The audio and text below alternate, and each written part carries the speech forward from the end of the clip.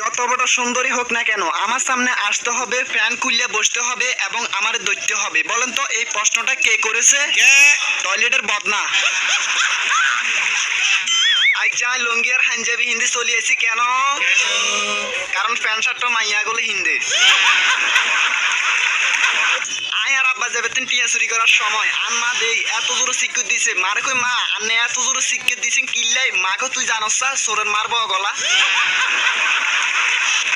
মাইয়াগুলোর মতন কিপটা পশু দুনিয়াতে আর নাই, কিন্তু কেন? কারণ হেতিরা মিস কল দিয়েও ব্যালেন্স চেক করে কোনো টিয়া কাটছে কিনা। কোনো একদিন আয়ার বেড়ির লগে ঝগড়া করার সময় হেতি আরে কইব এইভাবে ঝগড়া করলে আয়ার আব্বার বাড়ি চলে যাবো, তখন আয় কমু আরি তোর ইচ্ছে হইলে যাইতে আরো কারণ শীত চলে গেছে। আচ্ছা আমি এখন আগের মতো মানছিরে টিয়া হালাত দিই না কেন? কারণ টিয়া হালাত দিবার সময় নিজেকে মহান মনে হয় আর সে টিয়া খুঁজতাম গেলে নিজেকে ফকির মনে হয়। আচ্ছা শুভঙ্কর দা কন্ত আয় কি ভাবতেছি কি কোনো এক শীতের রাইতে কম্বল টানা টানি লই আর বেরিরে কত যে কনি দিমু।